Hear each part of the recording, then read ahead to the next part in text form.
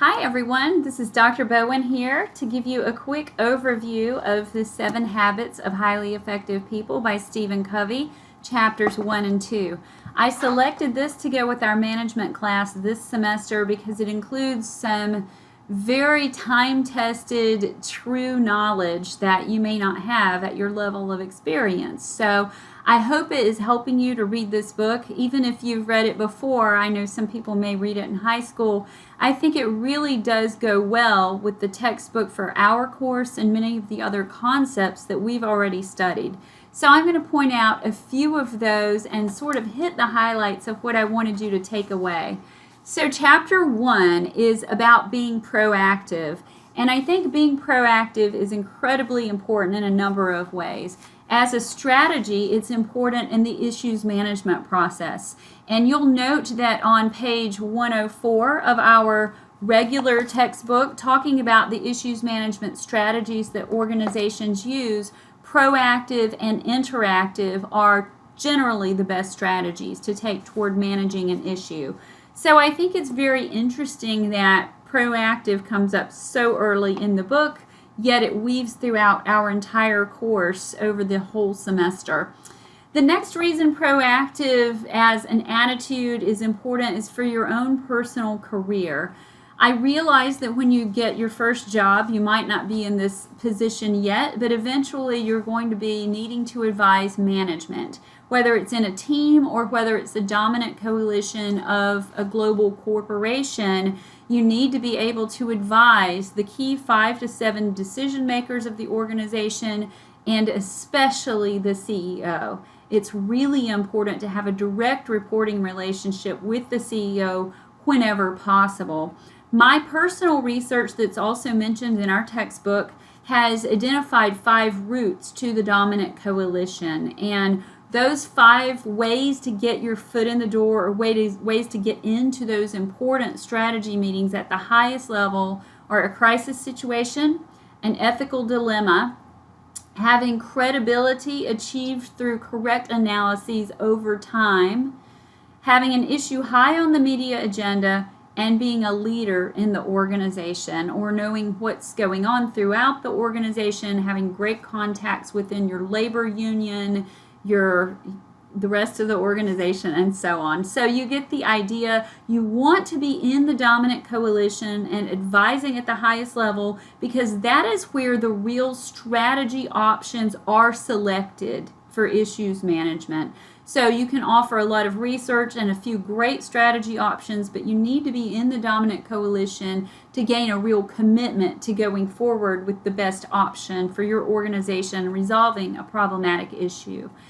And ideally, you can stay in that dominant coalition by showing your efficacy and your influence, your intelligence, and your analytical ability in managing that issue.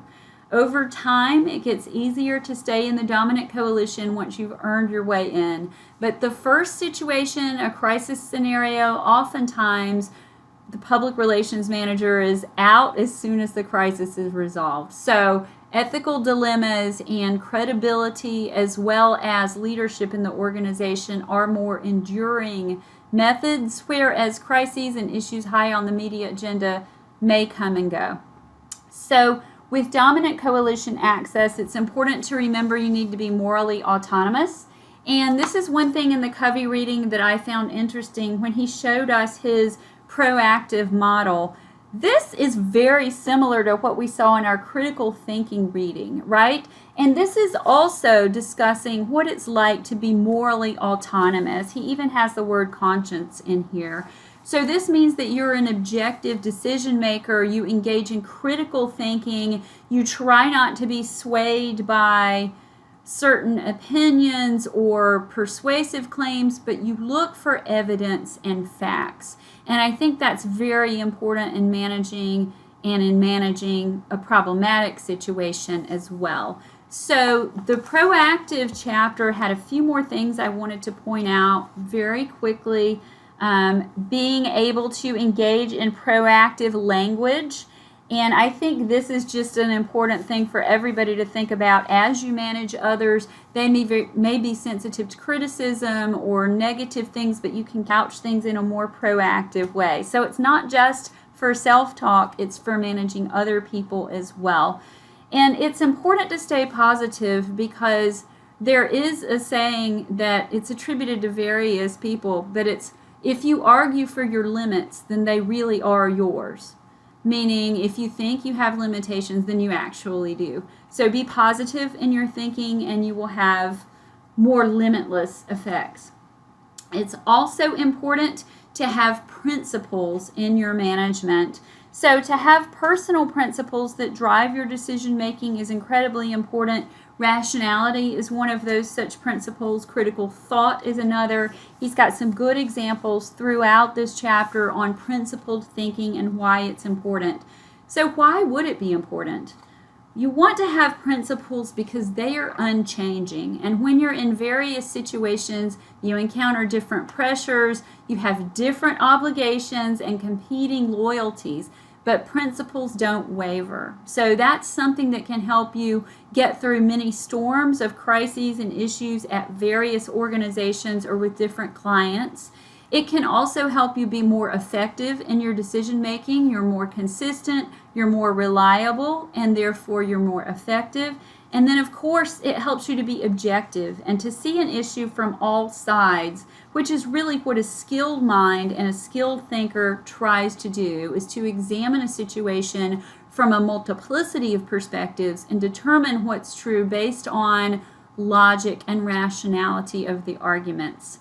And then finally, the last thing I wanted to point out, Chapter 2 advises you to create a personal mission statement. I think this is a very good idea. We're the ones who write mission statements for our organizations. We write vision and value statements as well. But having a personal mission statement says a lot about what you are engaged in with your professional career, and it can keep you on track. And I think that is a wonderful thing to do for yourself.